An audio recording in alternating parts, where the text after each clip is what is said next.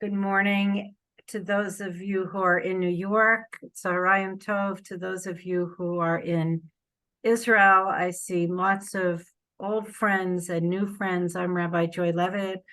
I am the director of the Adult Engagement Department at the amazing and wonderful Central Synagogue. And I'm joined by my colleague, Marina Nebro, who is managing all things tech.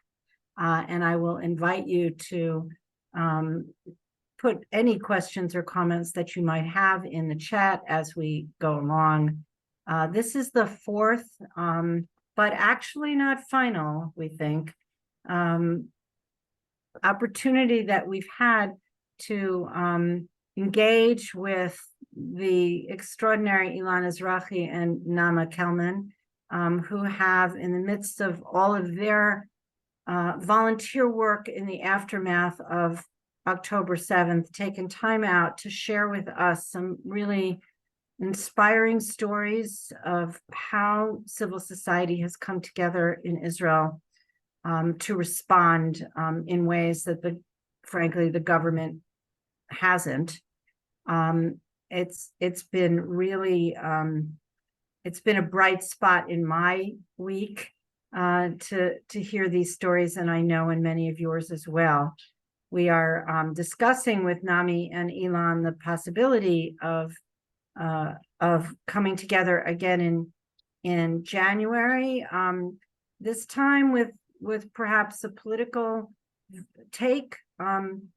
It's a little too soon to say the day after, but to really look at the efforts in Israel around shared society in the wake of this massacre and tragedy. What's going on? Who's doing the work? Where can we find glimmers of hope? So stay tuned for that. And now it's my honor, privilege, and pleasure to turn it over to Nami and Elan.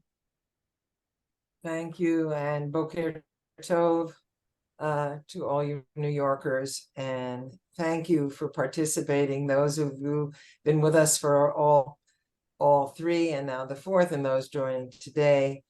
We like to say maybe we leave the best for last, but in many ways, for me, this is the most personal for last. This is my community, my rabbi in Jerusalem, who will share the extraordinary work he's been doing, and Rabbi Oded Mazor and the community's been doing, and congregant and friend Devora Rosner Wachs will talk about the trauma work she's done from day 1 or 2 or 3, way back some almost 6-7 weeks ago. So I feel also this will resonate deeply because you're a religious community, you're a spiritual community. And one thing that's been clear is the need and the fact that we can actually deliver. And here I say, as rabbis, not just Reform rabbis, stepped up to deliver the kind of spiritual and religious support that Israelis seem to need now more than ever. And of course, the trauma, so important. And you will hear how that's evolved. Everything's been evolving over these past 7 weeks, these past sessions, and even these past 2 weeks. We couldn't say what we said, 2 weeks ago. All the circles of those touched, those who have lost, those who are hostages, families of hostages, the evacuees, everything continues as is, and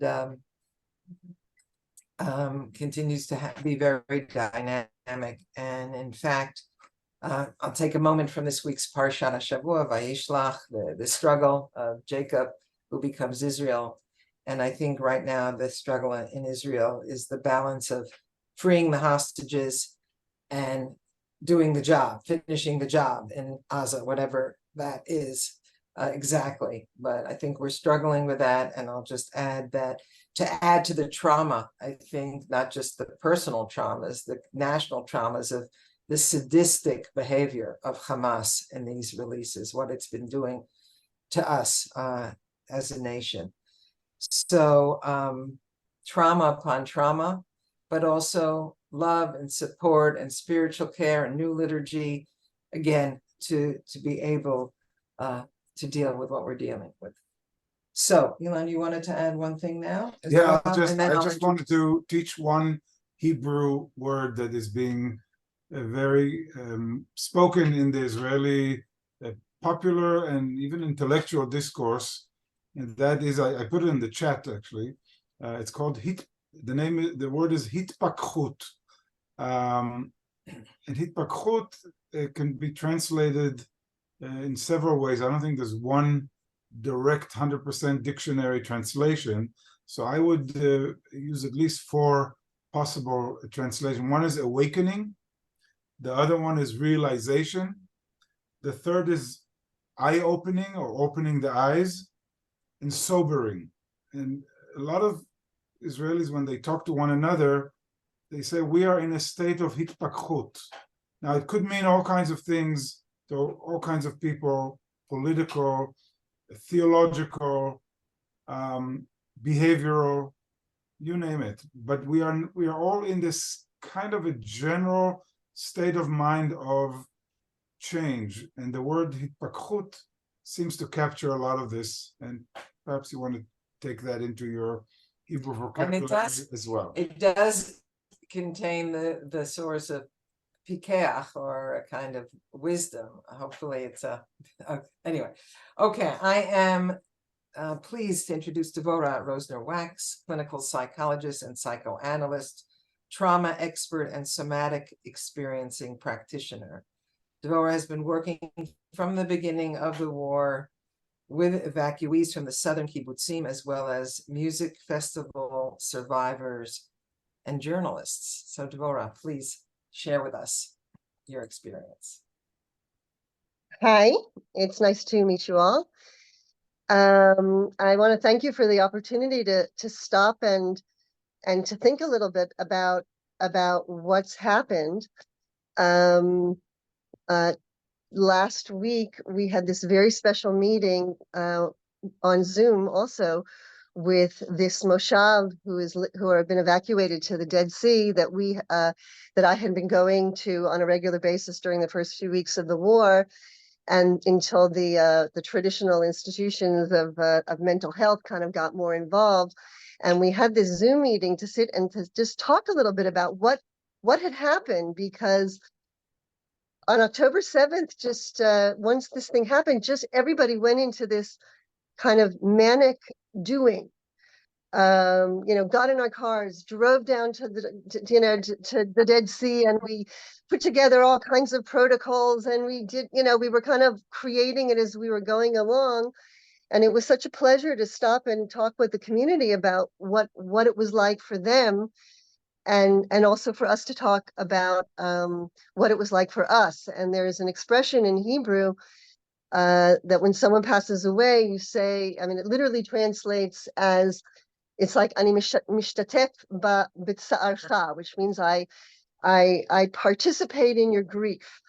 And I couldn't describe more how much that sentence suddenly took on another meaning, because like we came into these people's lives in such a tragic and traumatic moment of historic proportions, and that we ended up sort of participating in their experience, and in a way that I think that I will never forget, and I think that they will also not forget. And I think that like this was probably the first war that I know that the mental health professionals have been so involved from day one, and almost part of, like someone called it the mental health army. Like there was the same feeling of being enlisted or being drafted, even though I didn't get the draft notice, but WhatsApp groups popped up of like psychoanalysts who are helping, and then people would and they would just throw out, there's a woman whose son is kidnapped in Rishon, who can go there, and they would just go, or going down to Yam HaMelech, and the response of it was of the mental health community was just so massive that I felt proud to be part of it. Also professional lectures, like someone would give a talk about how to give emergency first aid, and there'd be like 1,000 people on the Zoom. I mean, people just were so thirsty to understand because they wanted to help. So I want to thank you for the opportunity to share with you a little bit about what it's been like. I think in some way, I mean, for me personally, October 7th began by getting a call from my son, Yaniv. Like, we sort of got wind of what was going on and turned on the television, and then he called me to say that he had been called up and he was, going to the army, and he has been in for 7 weeks and just got released from his reserve duty at the beginning of this week. So I am breathing easier. I also feel that in terms of what we're all dealing with, I think the whole country is breathing a little bit easier since the hostages have started to come back. The sense of the helplessness that we've all felt, and there's sort of the locus of control has come back to us a little bit because we've been able to impact on the situation and have all these people, women and children, released, which has been really important for us emotionally, I think, as a country. But when I think about what's happened in terms of trauma, the first thing that I do want to say, though, is I'd like to make a distinction between trauma and post-trauma. There's no question that what's happened to us, and I would say that us here in Israel, and I would say internationally as a Jewish community, what is happening is very traumatic. But something that is traumatic, we are all born with the organic ability to have traumatic things happen to us and to recover from them.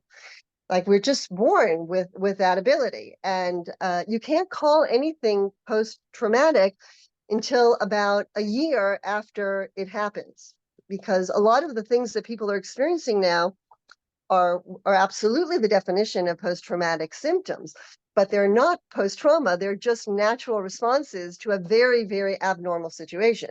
The lack of sleep and the cortisol, the adrenaline, I'm talking more about, let's say, the first month. I think now we've shifted into more of a kind of a depressed state, but in the beginning we were all, everything that you see in post-trauma, the hyperarousal, the ruminative thinking, all of that stuff was really a very natural response to a terrible, horrific thing that had happened.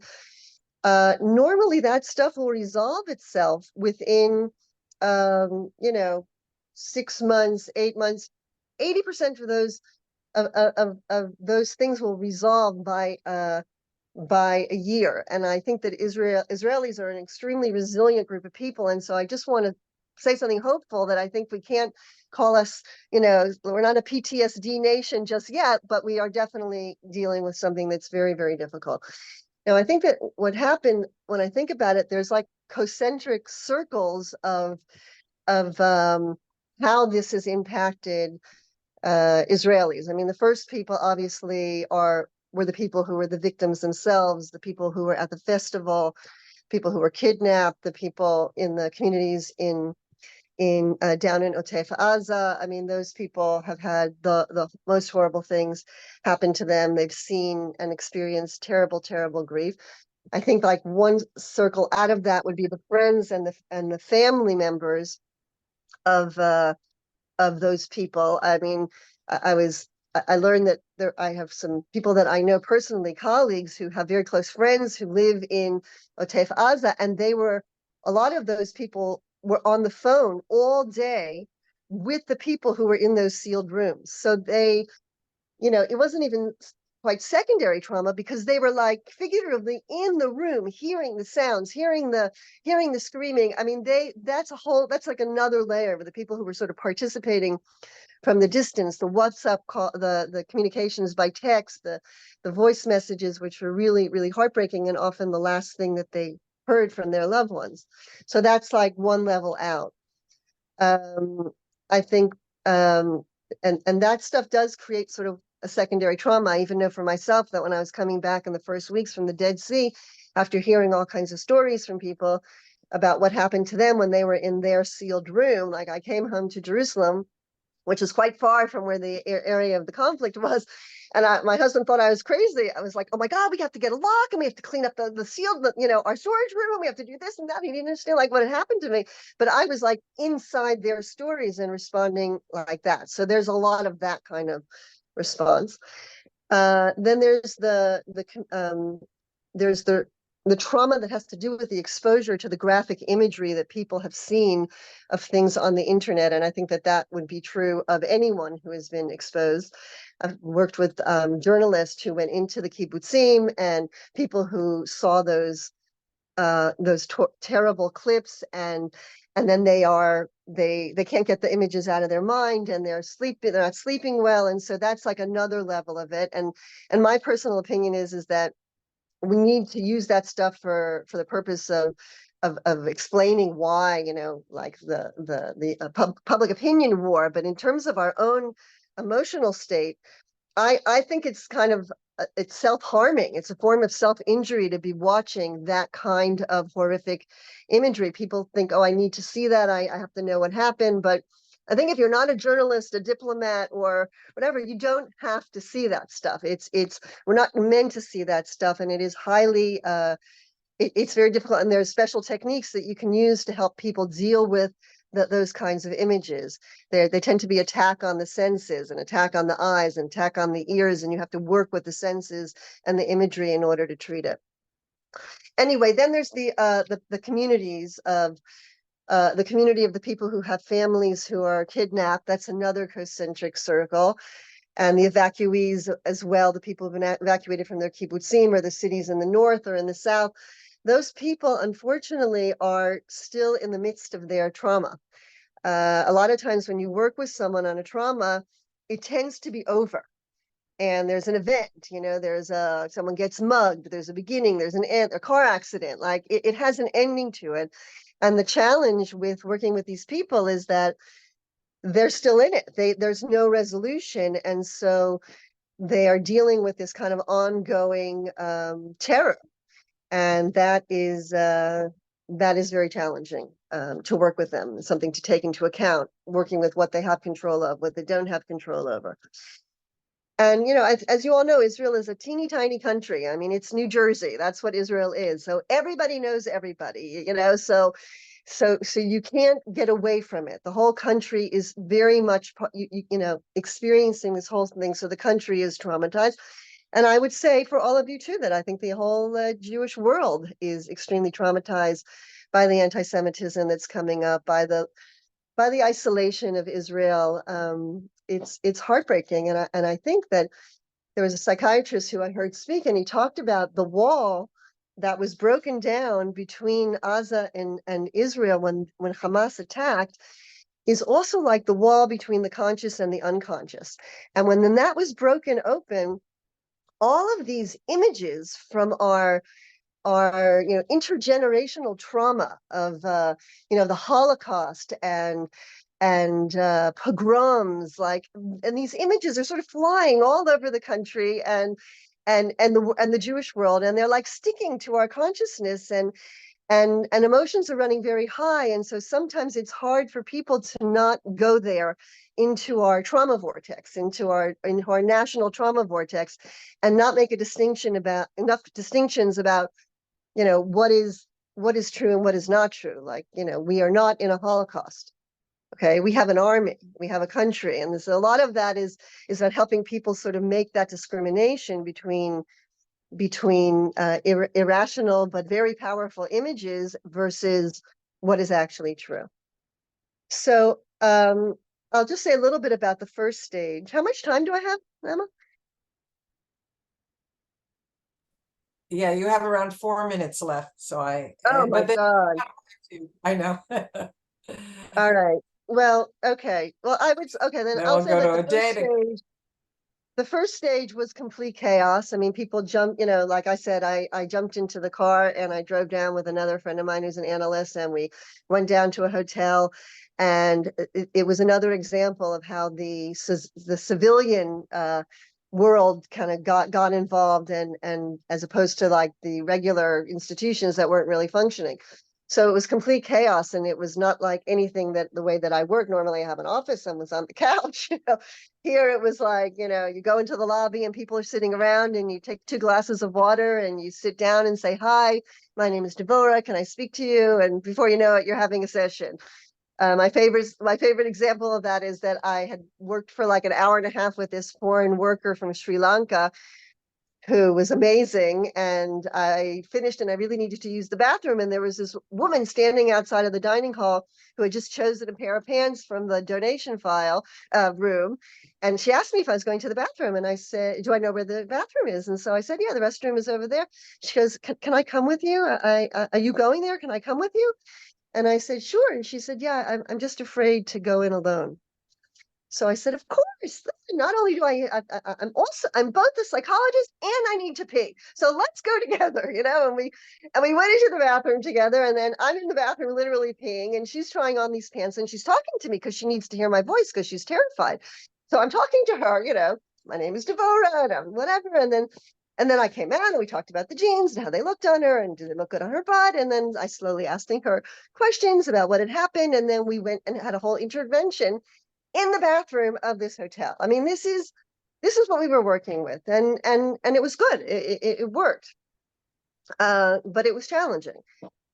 And then eventually it started. So that I would say that the work that we did with them was kind of more like the immersion, the emergency emotional first aid, where you're trying to help people's nervous system calm down, to construct a coherent narrative of what happened, to let them tell the story, and all the time, point out where they were active, where they were resilient and took initiative, because the feeling of helplessness was so powerful that they don't even see what they did, like saying to a parent who grabbed a knife to take into the sealed room, but thought to grab a cake so they wouldn't scare their child for bringing in the knife, little things like that. Or saying to this woman from Sri Lanka, wow, it's amazing that you thought to grab her medication and some water before you went in, to just show them how incredibly resilient they were, so that they can begin to create a narrative that is less about helplessness.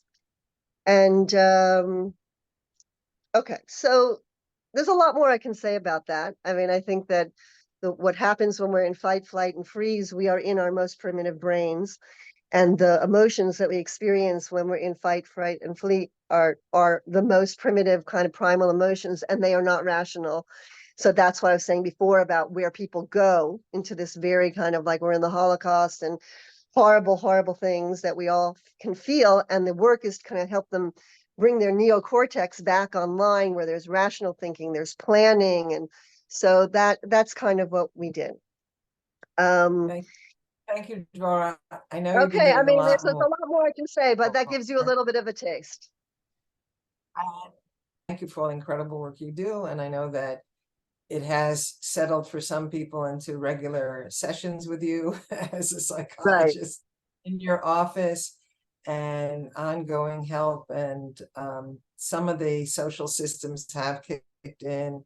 So Yeah, you've they have given this kicked in. And so now it's Dora has done this as a volunteer all these weeks, and incredible work. Thank you. Right. In the That name is of a little all of bit us. of a frustration of the mental health community, that people have given, this is on top of the regular clinical work. So, and it was with love.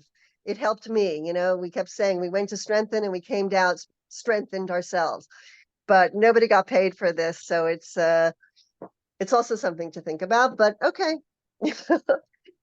We do what we do. We'll get back, and I'm happy to turn the Zoom over to Rabbi Oded Mazor, Senior Rabbi of Congregation Kilat Kol Neshama, who will share his experience as a rabbi of our community. And I'll just note that one of the additions, I don't want to call it innovation, that for years we've said weekly on Shabbat, the prayer for soldiers. And since the war began, Rabbi Oded added the names of soldiers in our community, and it's made it so real. The names of anyone connected to our community. I think there were around 40 names. It's pretty staggering. Yeah. That's just one minor thing, and he will tell you about the work he's done with those families. Oded. Shalom, everyone. Thank you so much for having us. Devora, I think I need to meet with you to hear more from you about what you do. We haven't had the chance to talk, and I want to hear much more. First, I'll start with saying that it's unfortunately it's much more than 40. We're we have 88 soldiers within the circles of the congregation. Some of them are children who grew up here and are now soldiers. Some of them are grandchildren of members. Some of them are parents in our kindergartens. Some of them are in their regular duty, and some of them are on reserve duty in their early 40s. Yeah, so as one of the members told me last Shabbat, we are all carrying a heavy load on our shoulders, but being the rabbi of the congregation means trying to assist many, many others with carrying their heavy load with them. What can I say? My experience started on October 7th, which, as you all know, was Simchat Torah.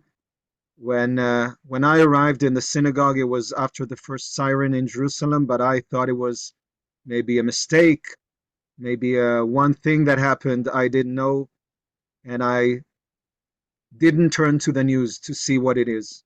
I came to synagogue and opened, and then when people started coming, I heard that there's something big going on. No one was able really to say how big it was. It took a few days for us to realize. And then when the service started, led by Rabbi Levi, Nami's brother, the founding rabbi of our synagogue, just 2 or 3 minutes after the service started, a person walked in and said, hi, I'm an official representative of the army, though he wasn't wearing any uniforms. You're not allowed to be here. You need to go home. And I asked him, must we go home or can we go downstairs to the shelter? And he said, if you have a shelter here, you can go there. So we practically ran downstairs and started organizing our little shelter to be our sanctuary for that day. And we continued praying. And unlike 12 hours earlier, when it was the eve of Simchat Torah and we were 150 people dancing with the Sifrei Torah, with the Torah scrolls in the synagogue, that morning we were 25 people and about that same number on Zoom.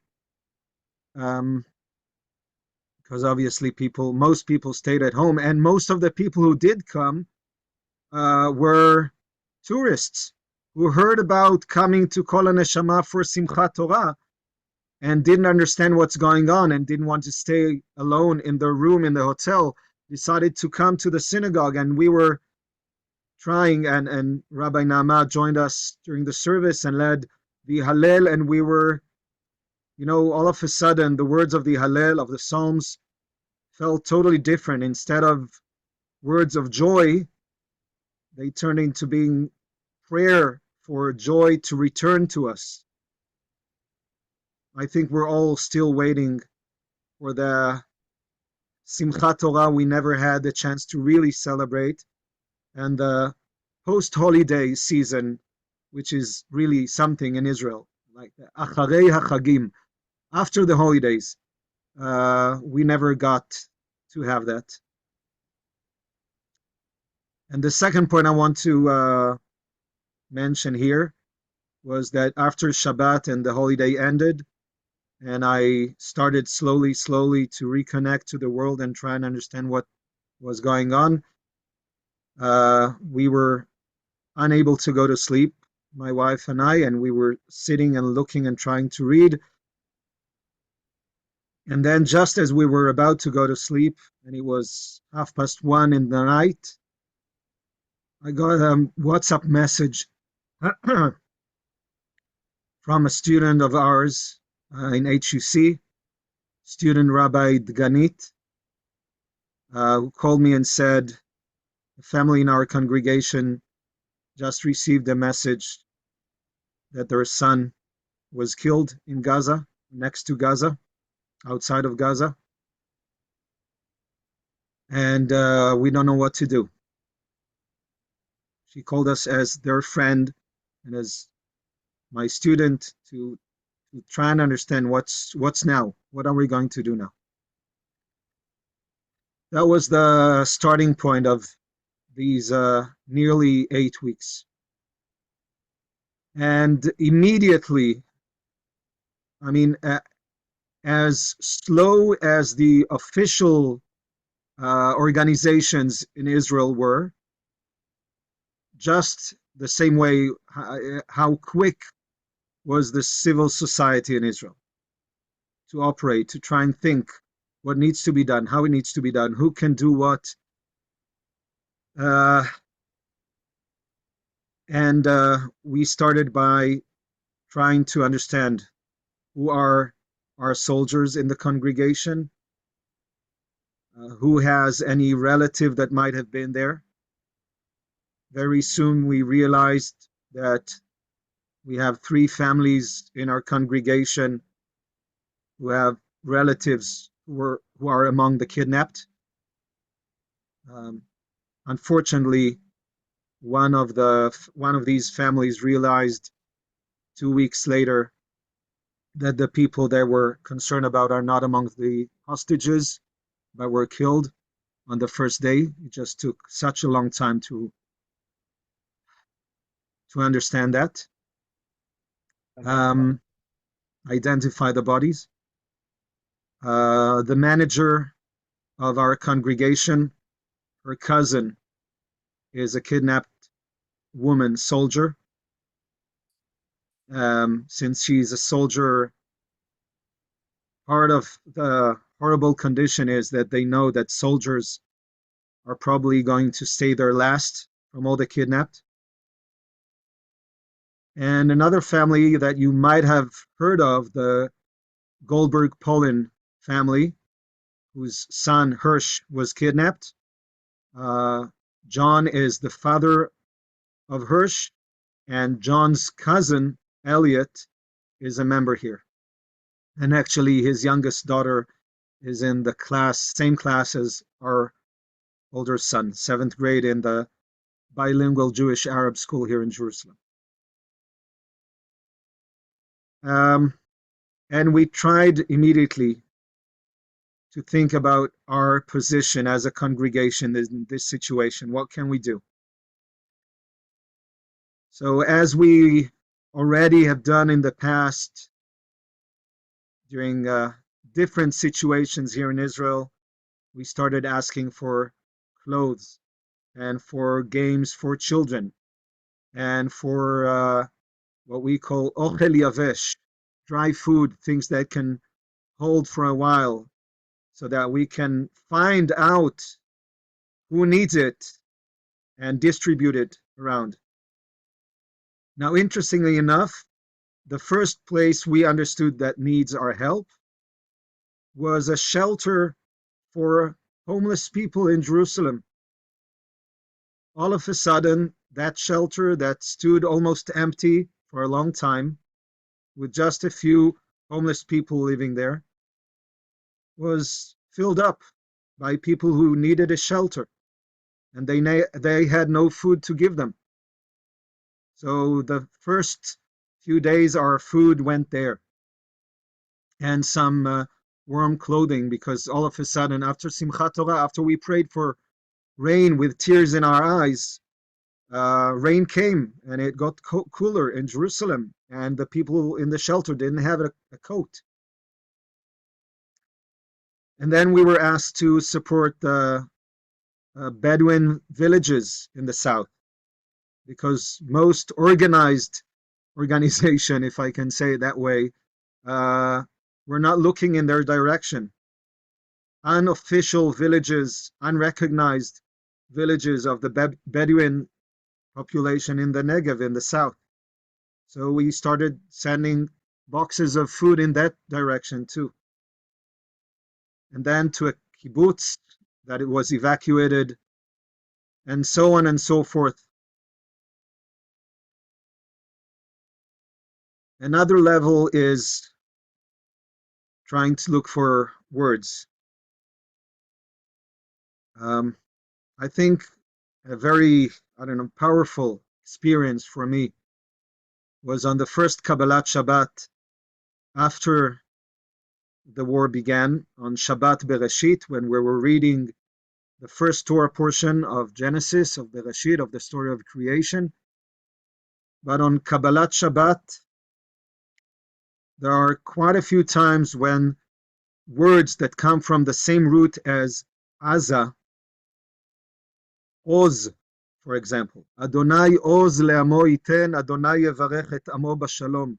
All of a sudden, the word Oz, that is part of the name of the kibbutz of Nir Oz, and other places as well, started jumping before our eyes.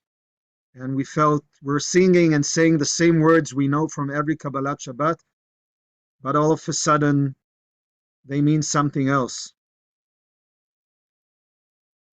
And in many prayer books, there is a prayer for the release of the hostages.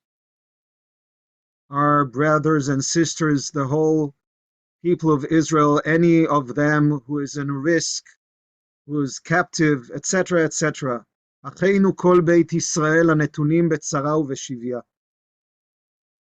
But that prayer that was written a millennia ago has always been a song or a prayer talking about something distant, talking about one person held hostage, and all of a sudden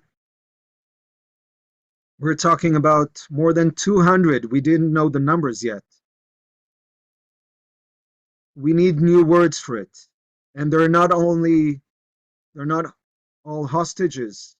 Some of them are missing, and some of them are soldiers, and we want to mention that. And some of them are not of the people of Israel. Some of them are Thai and Filipino and Nepalese, etc., etc. And Israeli citizens who are Bedouins, Arabs, and we want to recognize that. We were looking for words.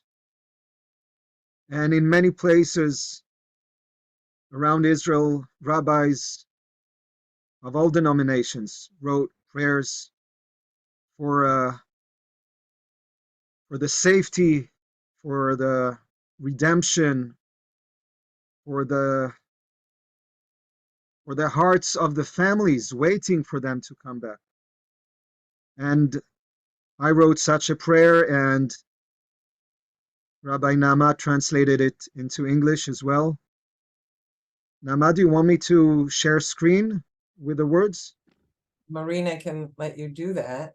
Yeah, I think I can. Here, I can do it, yeah. I hope you can see it clearly. Please tell me if it's not clear enough. Good. Fine. It's good. But I need to move to another slide. 1 second. I'll just add, as a community member also, there was cooking done for soldiers units. There's now an art class that's taken place week after week for people who need to come and express themselves. Another member of the community has done that. There have been meetings with parents, families of soldiers, and because there's a robust volunteer, tzedek committee in the community now, our community is picking vegetables, planting vegetables, you name it. They've joined the wave now of Israelis doing agricultural work. So let's look at this, and then we will have time for questions. I also want to add that they took care of the parents who had soldiers in the army, who have soldiers in the army. We got this amazing care package filled with delicious food that was bought from businesses in the South. So that was also like a nice embrace of the community. We'll make sure that everybody has a copy of this prayer. We'll either email it to you or get you the link. Rabbi Joy, may I ask you to read the prayer, please? Sure. A prayer for guarding, redeeming, and freeing the hostages. May the one who blessed our ancestors, Abraham and Sarah, Isaac and Rebekah, Jacob, Rachel and Leah, may the one who answered Dinah in her torture, Joseph in prison, and Daniel in the lion's den, God of Abraham, the first, who was willing to risk his life for the release of prisoners and hostages, may God bless the hostages taken captive by our enemy and all those missing and unaccounted for, citizens, soldiers, men, women, and children. And here we said the names. The entire congregation read names together, who are imprisoned and in grave danger. may it be your will, God of all, that they be released speedily and return to our land, to their families and to their homes, safe and sound in body and spirit. Plant the power of hope in the hearts of their loved ones, frantic and yearning for their release. Grant wisdom in the hearts of those laboring for their release, and compassion in the hearts of their captors. May God's presence spread mercy on them and save them from trouble to well-being, from darkness to light, from enslavement to redemption. May it be swift and soon, as it is written in Jeremiah. Thus says God, a cry is heard in Ramah, wailing, bitter weeping, Rachel weeping for her children. She refuses to be comforted for her children who are gone. Thus said God, restrain your voice from weeping, your eyes from shedding tears, for there is a reward for your labor, declares God. They shall return from the enemy's land. And let us say, Amen. So you've And heard, as, yeah. and as Naamah said before, we wanted to mention all the names, but we felt that standing with one sheet in my hand, reading 240 names will be unbearable. And instead of doing that, we made little cards for each person in the synagogue to say 3, 4, 5 names. That's all, but to look at these names carefully and take it to heart. And so we've been doing in the past few Shabbatot. And then last Friday, a new need for words came when we were waiting for the first group of Can you pause the hostages. share? Can you? I want to share another one just Yeah, now. sorry. When the first group was about to release, and that meant that so many other people will still be waiting. And as I said, for an example, Anna, our community manager, her family knows that for them it's going to be a long, long time because Karina Ariev is a soldier and it will be a long time until the soldiers come back. And I said again to try and find the words. And I want to share this with you as well. And it is based on a poem by Yehuda Amichai that is based on referring to Kohelet, based on the verse, for everything there is a season and a time for everything under the heavens. So Yehuda Amichai wrote that sometimes it's not right. Kohelet wasn't right. Sometimes you need to do all these things together. But I wrote the following. In the days when each hour collides with the next, we have no choice but to cry and to laugh with the same eyes, to mourn and to dance at the same time. And the long arc of history is compressed into 1 day and 1 hour. We ask for the strength to contain the intensity of our bursting hearts, to rejoice with those who will be able to embrace today, to enfold all those leaning into their longing, souls trembling, to hold on to hope without letting go, and to leave some quiet space for a silent scream. Please grant us the room to shatter into pieces, and the spirit to be rebuilt anew. Beautiful. And again, you've heard just a taste of so much of the incredible work that these two remarkable individuals are doing and multiply it by so many communities. And there's a real need. Part of this awakening is the need for spiritual care, for loving care, compassionate care. So I'm not sure if there are questions, Marina or Joy, if you have some questions, or if I do just want to comment on how extraordinary we sort of take it for granted, this idea of writing prayers, right? But I think, one of the great gifts of the Reform movement in Israel is to reawaken this idea that this tradition belongs to us, and that we can take from Israeli poetry, from the prophets, from the Talmud, from the Bible. And we have people like Oded and Naamah and Levi and others who are doing this work right now. And I can see how it's resonating for our congregation. And it feels so powerful to have these contemporary prophets writing right now. So I do want to just thank you, Oded, for that. Oded said the Work. Hebrew and English. It's just we will make sure that everybody has that and that our clergy has it as well. Marina, are there questions? Yeah, I have a question from Facebook right now. This is from Adele, specifically to Devora, but if other people have answers. What is the best way to deal with the haunting images from the media that we have already seen, like the family of hostages that was announced last night? So what can we do? I'm sure, now maybe people will take the advice not to look at these things, but they have already done that. So what can we do to help ourselves and help the ones we love? Well, there are actual techniques for people to kind of try to unstick these images. I don't know if I could I don't think I have the time to kind of go into it. If someone, it has to do with sort of taking the image, we can take any image. You can imagine a happy image, a picture of something in your mind, and then sort of play with the image, zoom into it, zoom out of it, make it, shrink it to the size of a stamp, make it into black and white, into cartoons. You can play with it in your mind.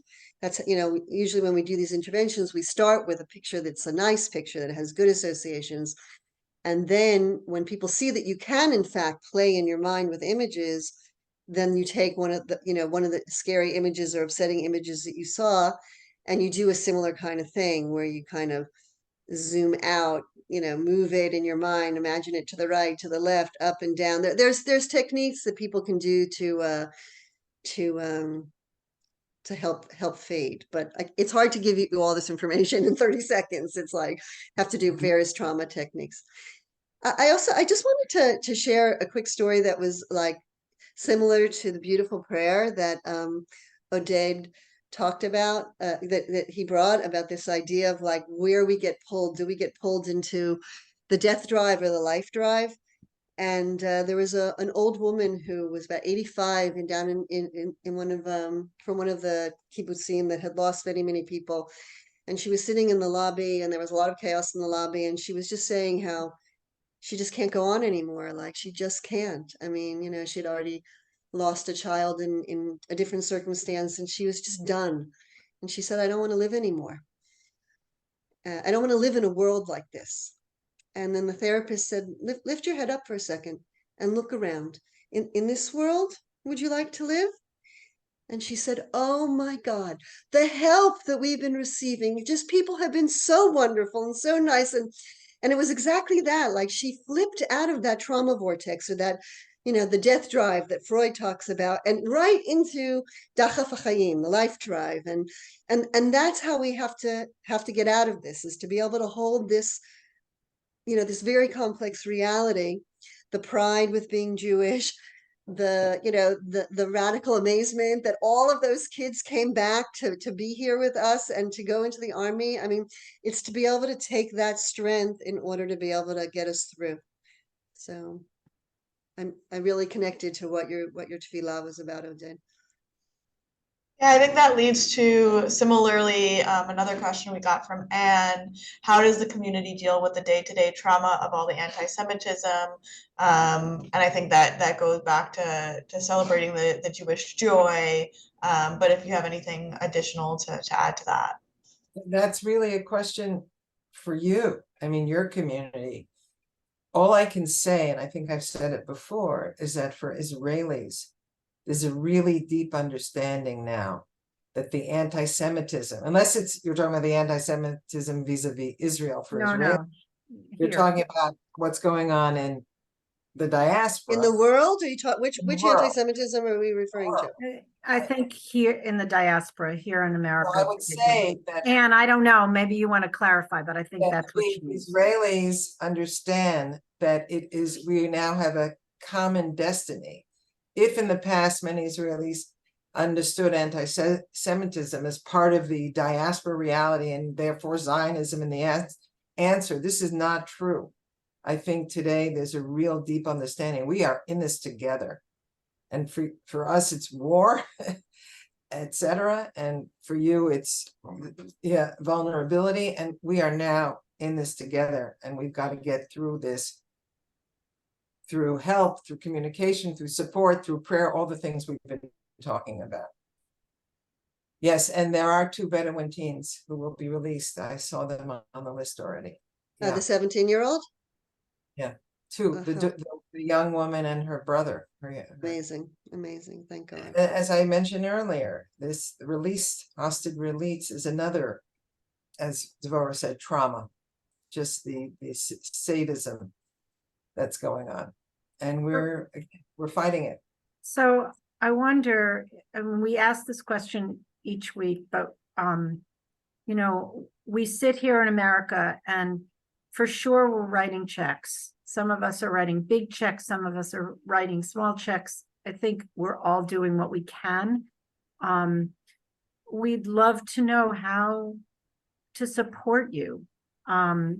Obviously we know that way. But are there other things that we can be doing to be proximate to the trauma in a way that's helpful, and to be present to what Nami really just said about the fact that we're all in this together.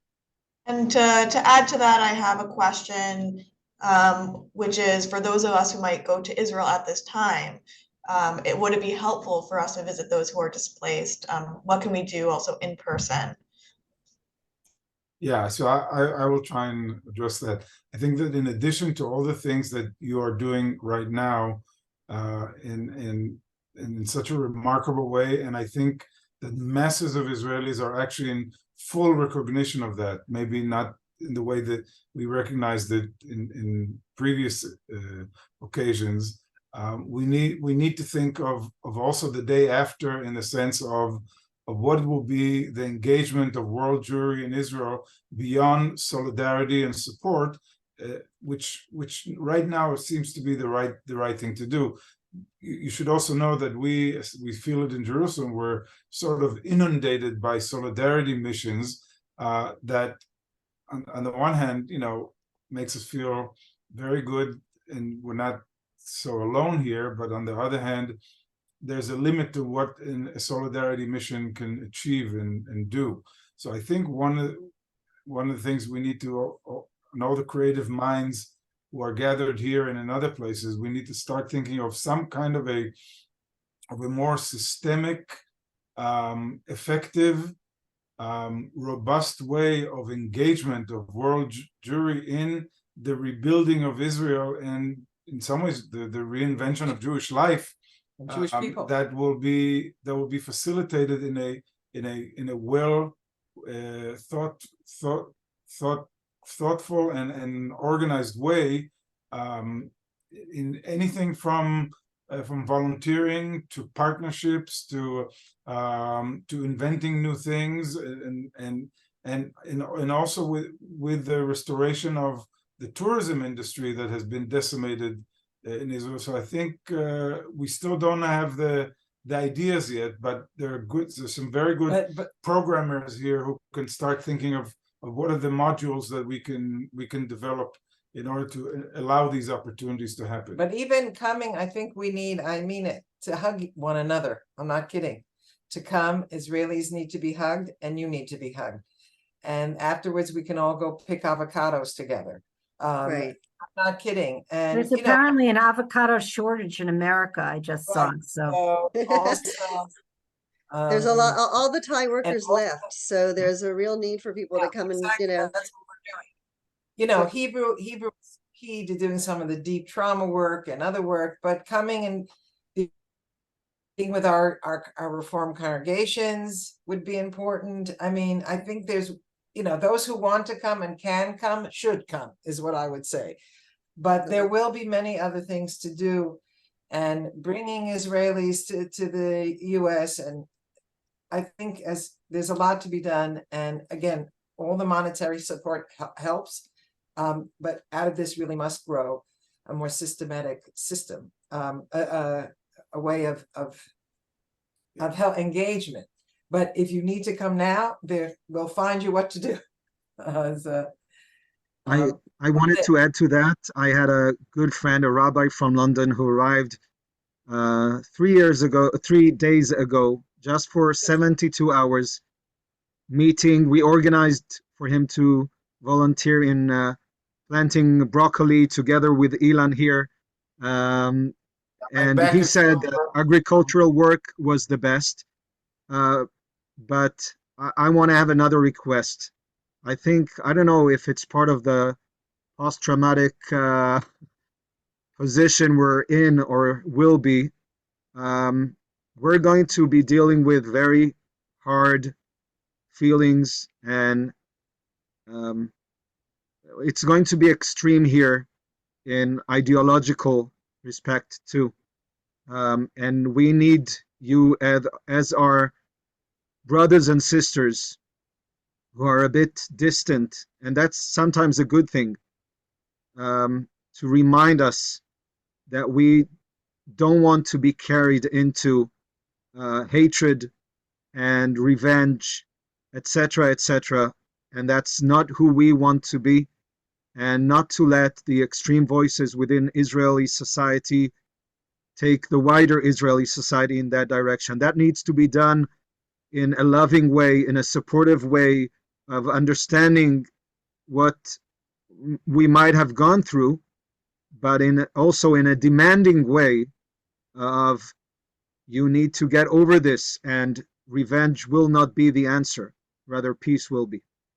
And let's restore democracy, Judaism and democracy. We're going to have to pick up from the protest movement, and let's make Israel what we hope it should be, and the Jewish people. So I just want to reinforce that. It's a really wonderful way to conclude this extraordinary morning program. I want to thank Naamah and Elan and Devora and Oded for being so honest and candid and holding the complexity, which I think is really the thing that we all have to do right now. Marina has put in the chat upcoming programs. I think that Central can be very proud of the way in which we have showed up in these last 7 weeks in so many different ways, and I'll ask for your continued attention as we navigate continuing troubling waters, with the hope that we're able to muster. Thanks again, everyone. Have a good morning. Shalom.